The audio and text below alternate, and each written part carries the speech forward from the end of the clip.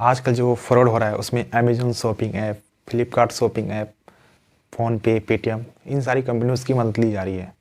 तो जानेंगे कि ये फ्रॉड होता कैसे है और हम इस फ्रॉड करने वाले सबको कैसे पकड़ सकते हैं। और साथ ही साथ ये वीडियो बन जाने के बाद हम ये वीडियो के साथ हम साइबर पुलिस में केस भी करेंगे ताकि उनसे कुछ उन्हें मदद मिल सके और वो साइबर फ्रॉड करने वाले को पकड़ सके। तो चलिए शुरू करते हैं इन्वेस्टिगेशन। पहला, उसको आप तक पहुंचने के लिए आपको कॉन्टैक्ट नंबर चाहिए होगा। तो आपका कॉन्टैक्ट नंबर, मोबाइल नंबर जो है कहीं से भी मिल सकता है। मान लीजिए कहीं आप कुछ ऑर्डर करते हैं तो वहाँ अपना कॉन्टैक्ट नंबर देते हैं तो वो नंबर कहीं से भी आपका आ सकता है। यानी आप जैसे अपना ही नंबर लीजिए, उसमें लास्ट डिजिट को चेंज कर दीजिए तो वो नंबर किसी दूसरे का हो जाता है, तो वो नंबर वहाँ से मिल जाता है। जैसे मान लीजिए अगर हमें फ़ोनपे से स्कैम करना है या पेटीएम से स्कैम करना है, तो जैसे मान लीजिए मेरा नंबर ये है 9110988427। लास्ट में फ़ोनपे का जो UPI ID होता है वो @AXL होगा या @YBL होगा, ये नॉर्मली होता है। और पेटीएम का होता है नंबर और उसका @Paytm, यानी जैसे मेरा नंबर है 9110988427 @Paytm, ये वाला UPI ID होता है। तो ये UPI ID हम क्या यूज़ होता है इसको हम बाद में समझेंगे। तो मान लीजिए कि जो फ्रॉड करने वाला है उसको आपका नंबर मिल गया। मान लीजिए ये नंबर लेके चलते हैं हम 9110988427, ये नंबर मिल गया। तो मान लीजिए उसको फ़ोनपे में स्कैम करना है तो फ़ोनपे का नॉर्मली UPI ID होता है। एक का जैसे मान लीजिए ये नंबर है 9110988427 @AXL होगा या @YBL होगा। तो वो इसको पहले फ़ोनपे में डाल के चेक कर लेगा। जैसे मान लीजिए ये नंबर डालेगा फ़ोनपे में तो जो इससे बैंक अकाउंट से इस नंबर से जो लिंक है जिसका बैंक अकाउंट, उसका नाम आ जाएगा। तो जो फ्रॉड करने वाला है उसको उसका नाम, मोबाइल नंबर और UPI ID मिल जाता है। जैसे मान लीजिए फ़ोनपे में कोई भी नंबर डालिएगा तो उसका नाम दिखा देता है। दूसरी तरफ हम मान लीजिए हम फ्रॉड करने वाले हैं किसी के साथ, मान लीजिए हम ही हैं किसी के साथ फ्रॉड करने वाला है, तो हम चले गए अमेज़न ऐप में।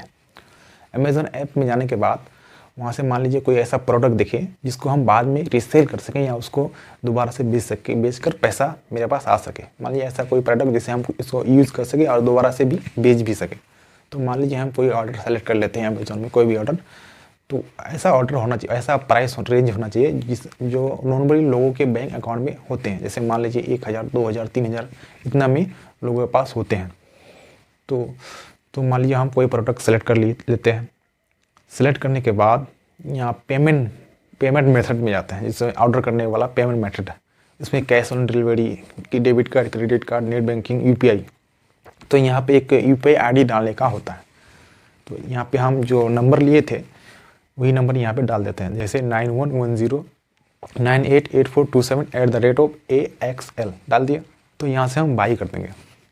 तो जो ऑर्डर है, जो रिक्वेस्ट है वो चलाएगा। इसके जैसे AXL है तो फ़ोनपे का है, तो फ़ोनपे में जो इसका नंबर है, जो टारगेटेड पर्सन है जिससे हम फ्रॉड करने वाले, उसके पास ये पहुंच जाएगा रिक्वेस्ट। जितना रुपये का है उतना रुपये का रिक्वेस्ट पहुंच जाएगा। तो हमको उससे कनेक्ट करना पड़ता है। जैसे मान लीजिए हम फ्रॉड कर रहे हैं तो हमको जो जिसका नंबर है उससे हमको फ्रॉड करना है, तो हम उसको कनेक्ट कैसे करेंगे। जैसे नॉर्मली हम इंडियन नंबर से फ्रॉड नहीं करते हैं, कॉन्टेक्ट नहीं करते, नहीं तो हम आसानी से ट्रैक हो सकते हैं। तो क्या करते हैं कि वो लोग जाते हैं, जैसे मान लीजिए हम फ्रॉड स्टोर, हम एग्जांपल लेकर चल रहे हैं, तो हम चले गए इन सारी वेबसाइट में जहाँ से फेक नंबर जनरेट करके कॉल किया जाता है। तो यहाँ पे ऐसे वेबसाइट होते हैं जहाँ पे आपको जो है पैसा देना होता है और पैसा दे के आपका ID जो अकाउंट है क्रिएट हो जाता है, वहाँ से आप फेक कॉल कर सकते हैं। तो ID हम कुछ पैसा लेता है तो दे दिए पैसा और यहाँ से ID क्रिएट कर लिए। यहाँ से हम कोई भी नंबर फेक रेंडम कहीं भी कोई भी कंट्री का नंबर लेके हम कॉल कर सकते हैं ताकि हम आसानी से ट्रैक ना हो। तो जैसे वो मान लेता है उसके बाद जो कहता है वो कि आपका ऑफ़र आया है, कैशबैक आया है, आप कोई पिन डाल दीजिए तो आपका ऑफ़र रिसीव आपके अकाउंट में चला जाएगा। तो इस तरह से बातें करता है। तो अगर आप फंस जाते हैं तो उसका जो ऑर्डर वो सक्सेसफुल हो जाता है, उसके अकाउंट से पैसे कट के अमेज़न में ऑर्डर हो जाता है।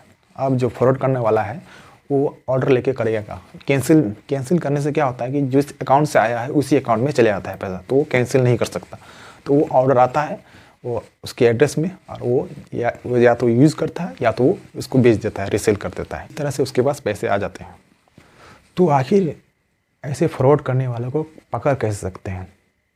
तो पकड़ने के लिए नॉर्मल है कि ये जो डेटा है, पूरा डेटा साइबर पुलिस को ये मॉनिटर करना पड़ेगा। अमेज़न में जो ID क्रिएट हुआ है, अगर कोई कंप्लेन करता है कि उसके साथ फ्रॉड हुआ है इस तरह का, amazon.in में गया है, अमेज़न के वेबसाइट में पैसा गया है, उसका फ्रॉड कट गया है, तो इस तरह से वो कंप्लेन करता है, तो उसका कंप्लेन का जो ट्रांजेक्शन डेट है, जो पैसा जो जिस समय कटा था उसका डेट, और अमेज़न आईडी में अमेज़न आईडी का जो ऑर्डर गया था उसका डेट अगर मैच करेगा, तो इस तरह से हम फ्रॉड करने वाले को, जो फ्रॉड करने वाले को, उसको पकड़ सकते हैं।